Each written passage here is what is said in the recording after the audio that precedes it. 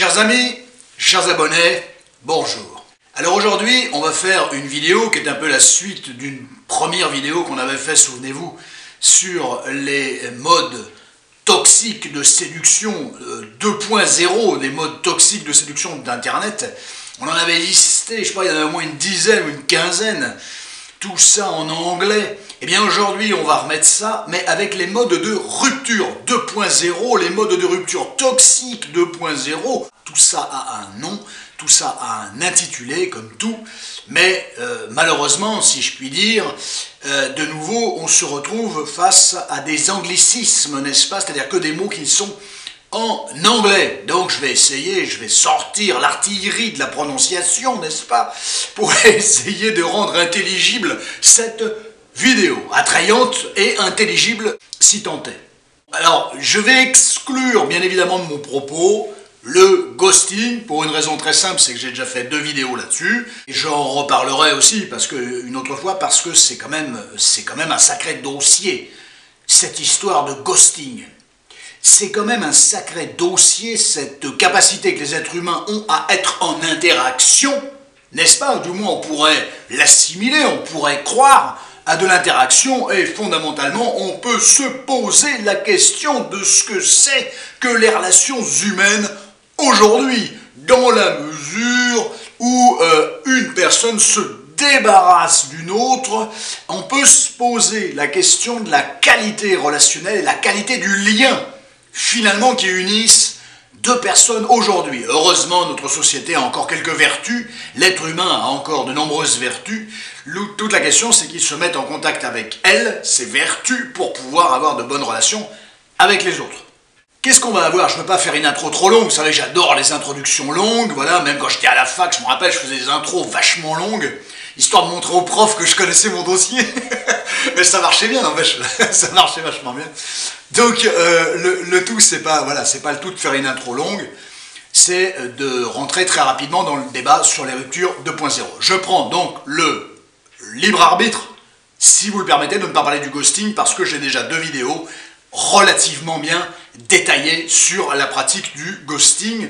Là, on va parler d'autres techniques, donc indépendantes du ghosting, qui reste en numéro 1, mais vous allez voir qu'en fait, on n'en est pas très loin, on tourne autour de l'orbite du ghosting. Tiens, l'orbite, ça me fait penser à l'orbiting.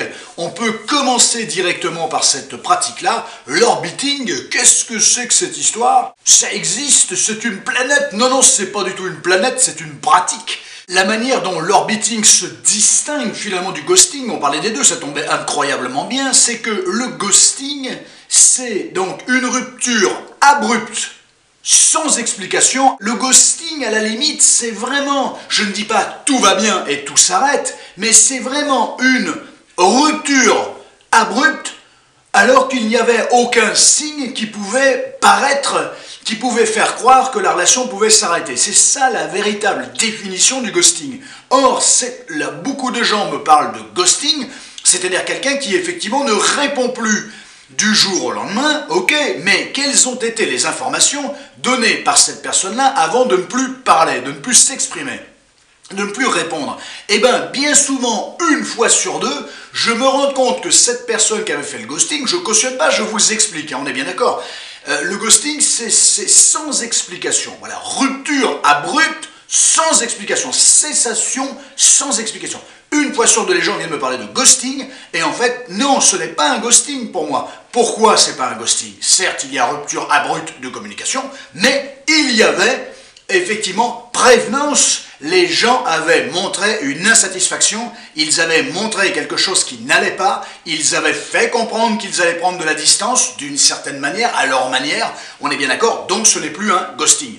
Voilà, c'est une rupture, c'est un silence radio, d'ailleurs peut-être un petit peu plus, c'est une rupture peut-être si vous voulez, mais ça ne répond pas à cette définition du ghosting. Je suis très chiant, je le sais, sur les définitions, mais si les choses doivent être claires, clairement pensées, clairement actionnées, il faut qu'elles soient parfaitement bien définies pour qu'on sache à quoi ça correspond et qu'on sache potentiellement comment œuvrer. Voilà.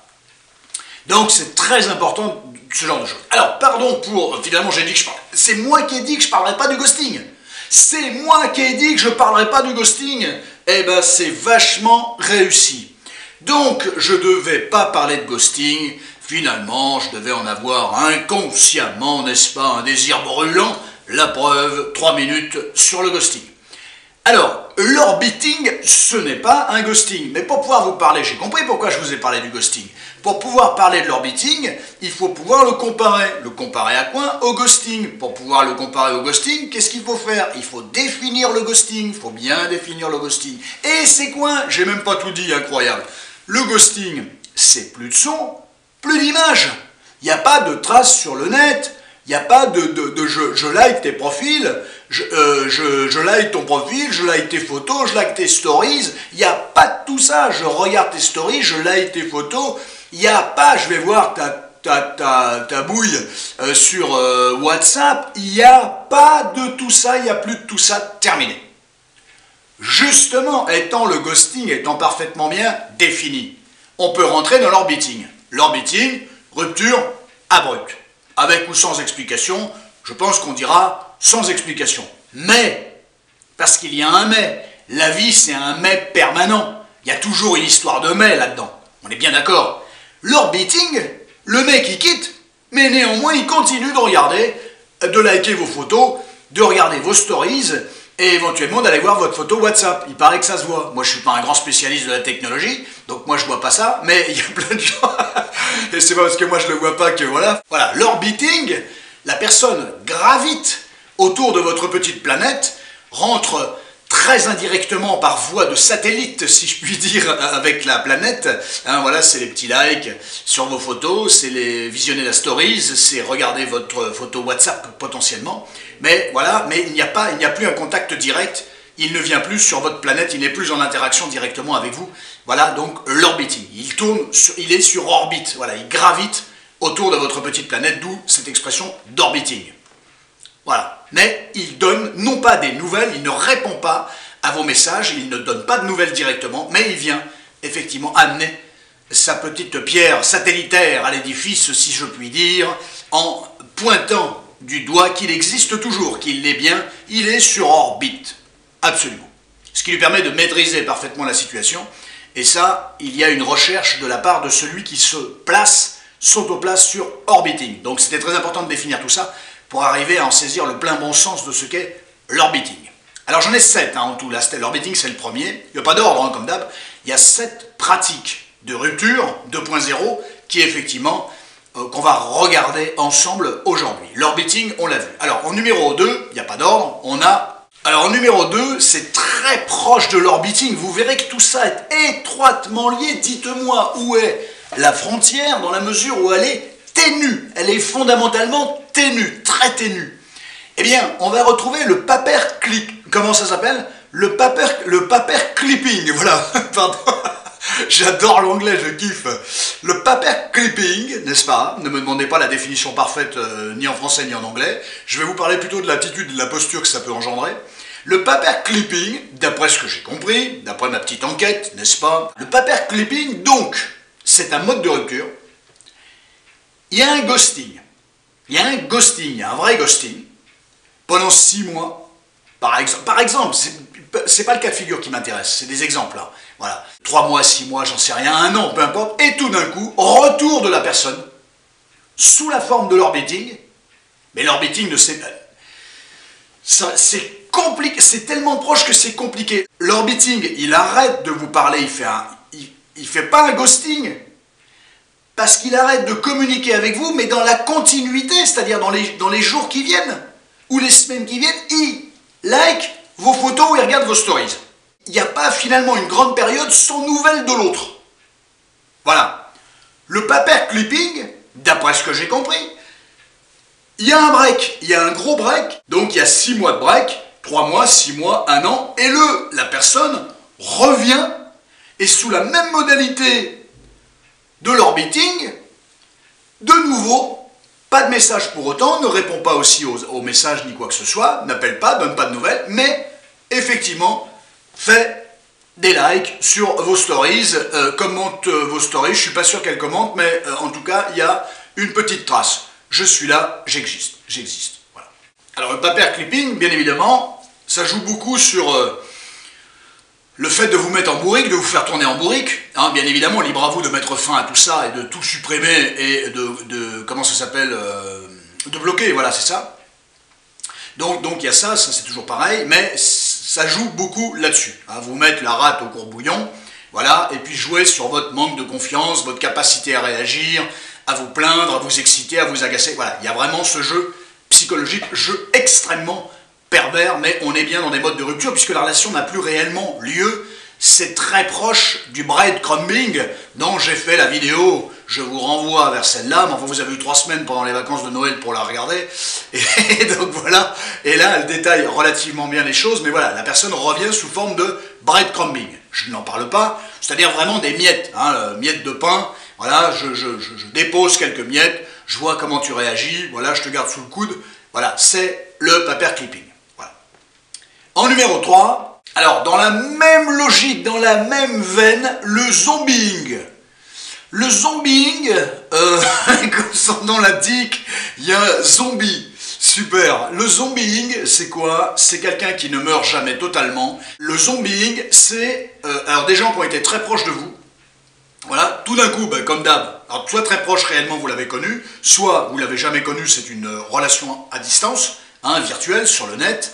Voilà, attention à ça. Et puis tout d'un coup, donc ça s'arrête, hein, bien évidemment, et la personne ne disparaît jamais totalement, ne meurt jamais totalement. Zombieing, le mort-vivant, c'est-à-dire que la personne que vous croyez qui effectivement a disparu ne reviendra plus, finit toujours par revenir. Le zombieing, c'est de la même veine, c'est de la même trempe que l'orbiting, le paperclipping. Je ne sais pas pourquoi on s'est emmerdé à mettre 4 termes sur effectivement quelque chose qui est très proche, mais parce que fondamentalement, la frontière est très ténue, je vous l'accorde. Mais il y a des points de similitude, mais il y a des points d'éléments fondamentalement, entre guillemets fondamentalement, différents. Il y a des petites différences, voilà, ne sont peut-être pas fondamentales, mais il y a des petites différences. D'où, à chaque fois que quelque chose présente une différence, une caractéristique différente, nous sommes quasi obligés, en clinique, mais c'est pas de la clinique ça, hein,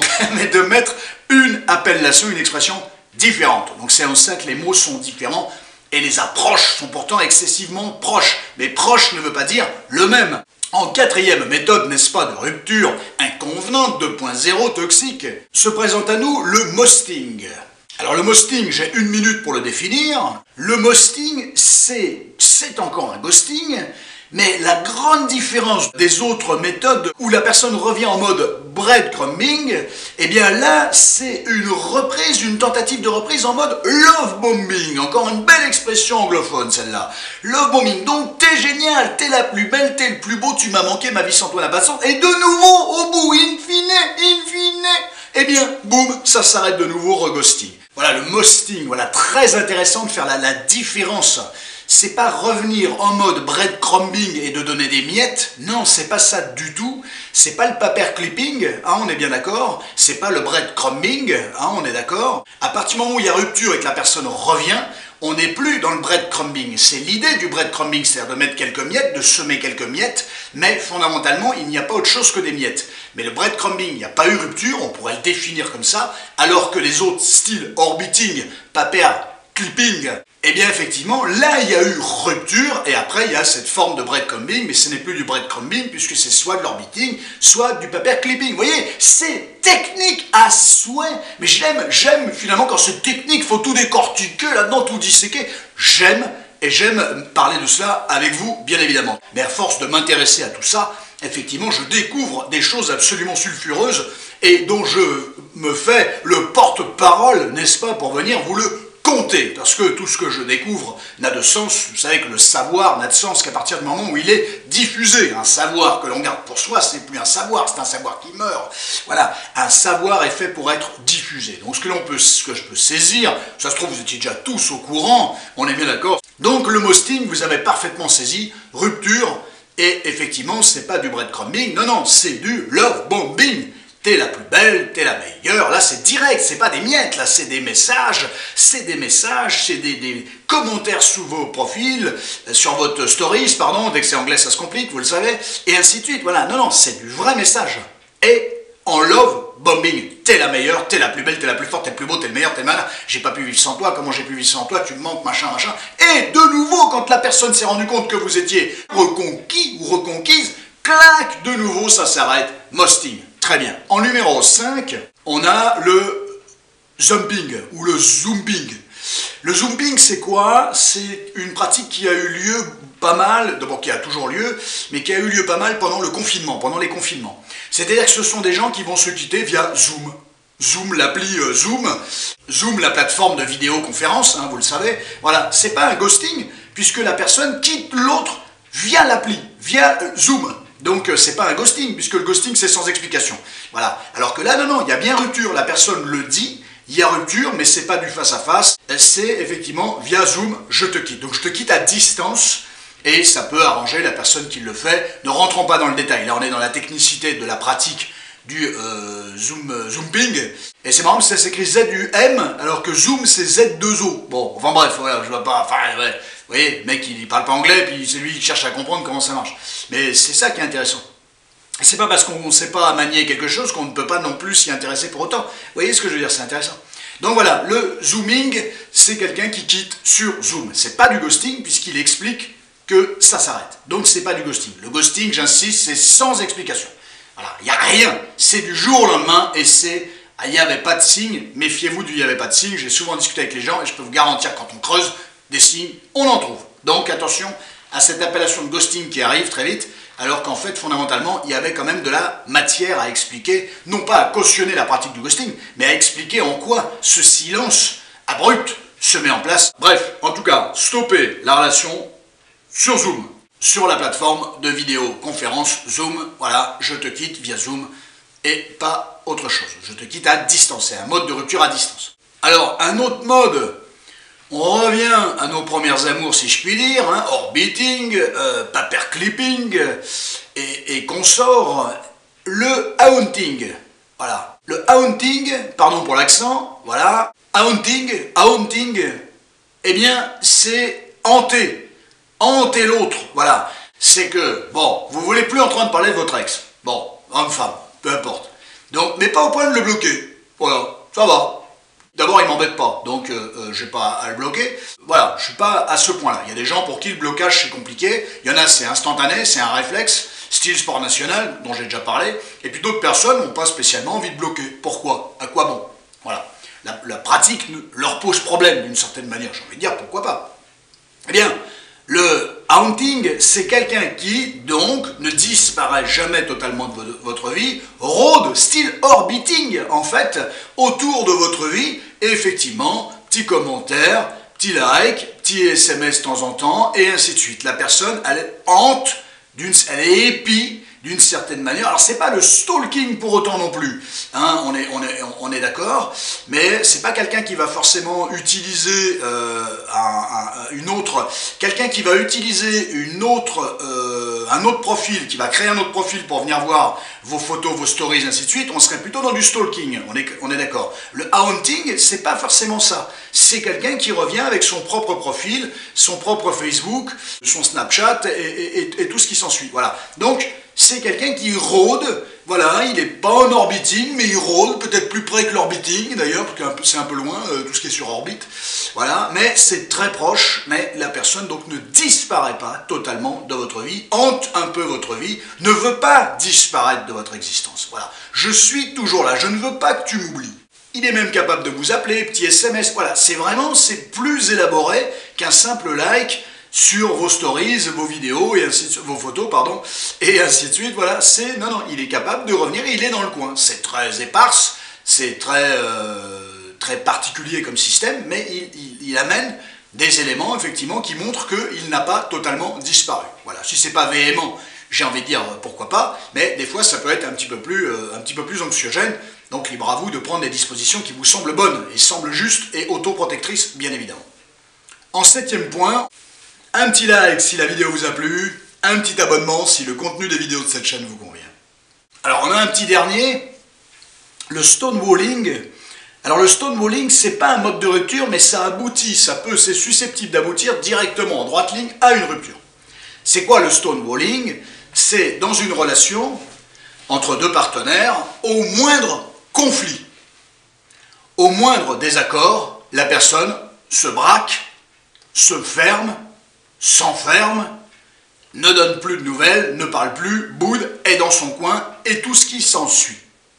Donc déjà, c'est une posture très complexe, mais malheureusement, chez ces personnes-là, ça peut durer un certain nombre de temps. C'est-à-dire que les problèmes que le couple va rencontrer ne peuvent pas effectivement être aplanis, ne peuvent pas être racontés, ne peuvent pas être solutionnés, puisque la personne refuse, finalement, fuit les problèmes. Et ça, c'est un véritable souci. Ça ne veut pas dire que cette personne est heureuse de fonctionner comme ça, mais en tout cas, elle ne parvient pas à se confronter au problème. Est-ce que ça l'arrange? Est-ce que ça la dérange? Est-ce que ça traduit des choses? Je ne sais pas, on ne va pas rentrer là-dedans. Mais effectivement, un couple dont il y a des problèmes et les protagonistes ne peuvent pas aplanir la situation, parler de la situation, solutionner les problématiques, échanger sur la problématique qu'ils rencontrent, effectivement, c'est bien souvent, ça part dans le décor, c'est chronique d'une rupture annoncée, hein, si on suit cet exemple-là. Un stone, c'est le mur de silence, hein, c'est le mur de pierre, voilà. Stone walling, en fait, hein, voilà. Et ça, c'est quelque chose qui est très... c'est très agressif, comme on dit, c'est l'agressivité passive, hein, comme on le dit, je crois. Voilà, c'est très violent pour la personne qui a envie de discuter et qui ne parvient pas à discuter avec son partenaire, qui est complètement muré dans le silence, complètement enfermé, et qui refuse tout dialogue, toute communication sur le problème que le couple rencontre. Et ça, effectivement, le grand risque, c'est la rupture. Voilà, c'est peut-être la pire des choses qu'un couple ait des dissensions, des divergences, et tout ce qui s'ensuit, j'ai presque envie de dire, c'est normal, ça fait partie du couple. Mais comment ce couple solutionne cette problématique-là, hein, comme je l'avais dit dans pour le couple, qu'est-ce que c'est un couple qui fonctionne ou qu'est-ce que c'est un couple qui ne fonctionne pas? Entre autres, un couple qui ne fonctionne pas, c'est un couple qui ne parvient pas à se réparer lui-même, en fait, à solutionner le problème qu'il rencontre par lui-même. Voilà, on a vu ces 7 modes, ces 7 points-là, énorme plaisir de parler de tout ça avec vous, voilà, d'échanger sur tout ça, de vous éveiller potentiellement, voilà, de décortiquer tout ça avec vous. L'intérêt, c'est pas de décliner tout ça, c'est d'échanger, de décortiquer un petit peu comme on vient de le faire, de faire des comparatifs, des éléments comparatifs, et de voir des petites différences entre des éléments qui sont fondamentalement, si on les regarde bien, presque quasiment identiques. Mais si on décortique un petit peu ça, on voit qu'ils sont disséminés des éléments un tantinet différents. Voilà. Prenez tous un grand soin de vous, bien évidemment. À la semaine prochaine pour un autre thème. Passez une bonne semaine. À très bientôt.